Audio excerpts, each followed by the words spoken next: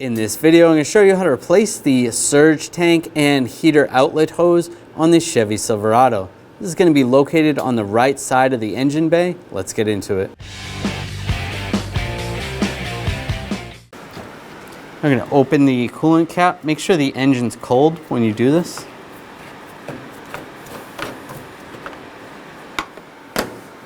And we're going to use a fluid extraction pump and take out as much coolant as you can.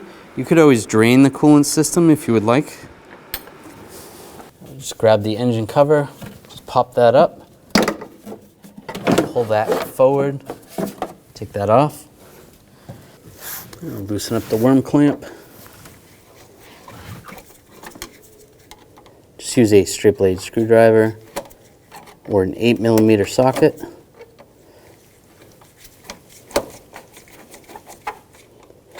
Good. On the back right here, there's a hose going into this intake tube. Just want to grab it, pull it out, just like that. Underneath, there's a retainer that holds the upper radiator hose. We'll just use a trim tool. Just pop this off. And out of the way. Loosen up this clamp. You can use the straight blade screwdriver or 8mm socket. Good. Just grab the snorkel, slide that off. Grab it over here. There's a grommet back there. Just pop it up and pull it off the throttle body. This piece comes out of the way. Disconnect the connector for the mass airflow sensor. Set that aside. And we'll grab the air box. Just pull it up. There's some grommets holding it in. Slide it out. Now with a drain bucket underneath, because we're probably going to lose some coolant, I'm going to use some hose clamp pliers. Move this hose clamp.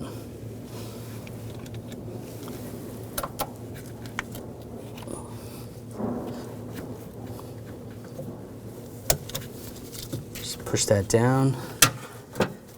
Just grab the hose, give it a wiggle, back and forth. Or you can use a pick if you need to loosen it up. There we go. There goes some coolant.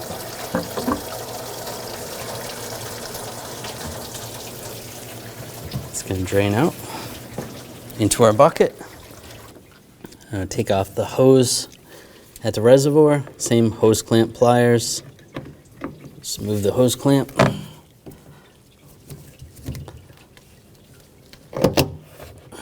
Move that down. Just grab the hose, twist it back and forth, and pop it off. And pop the hose off this retainer right here, and we can see where it goes into the firewall. Now we need to take the line off the heater core inlet. You're going to need a special tool like this to pop the lines off. To get this line off, we're going to take this other line off because it's in the way. You can try to get it off, but it's not that easy. So just put this tool on near the heater core. And then pop the lock. And then this comes off just like that. And we're going to do the same on the other line.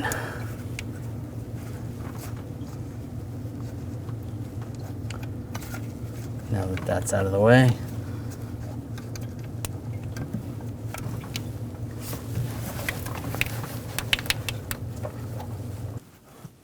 push that in and then pop the line off.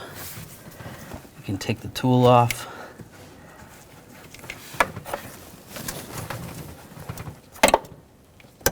There you go. You can see on the inside of here there's fingers. There's 4 of them. So when you push the tool in, it's going to spread those fingers apart. And then you pop this off and the tool's still there. And then you pull the tool off after. Now take the line. We're going to attach that, just push it on.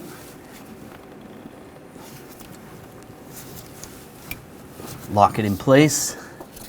You can take the other hose, and push that on as well, lock that in.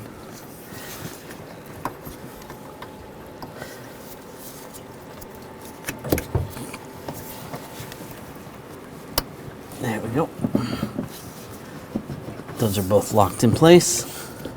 I'll take the hoses, slide those in the retainer.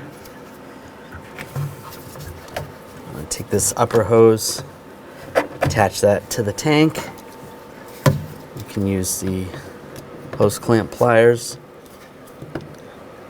Move the hose clamp. Right there. Then I gotta release the hose clamp because it got stuck. Just get this lined up. Just take a straight blade screwdriver. Just pop this just like that. Watch your fingers. Now down below, slide that hose in place.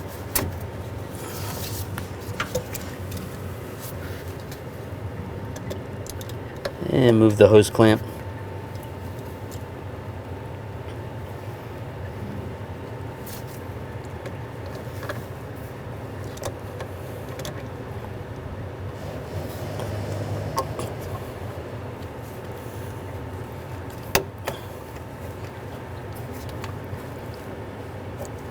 There we go. That's good. Now I'll take the air box, get that lined up. Get that in place, just push it down. Take the connector for the mass airflow sensor, lock that down. Now I'll take the snorkel, get this lined up.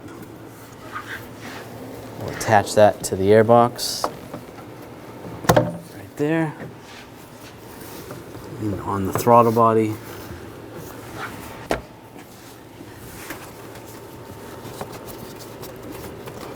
Just push it on the throttle body, and then the grommet right here, and then get that lined up. Push that in place, that looks good. This hose, just push that in the side, lock that in place.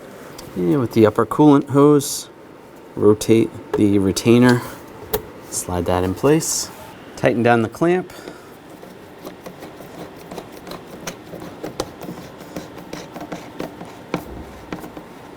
And just snug that up. And tighten this worm clamp.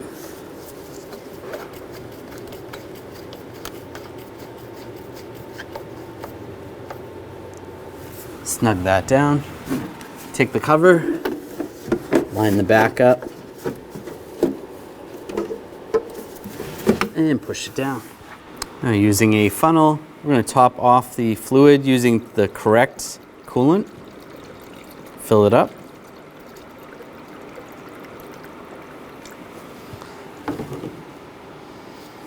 And then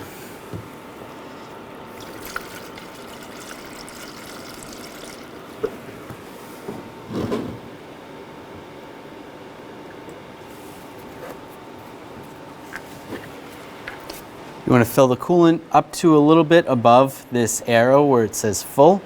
Then we're going to run the vehicle for about 15 minutes, monitoring to make sure the engine isn't overheating.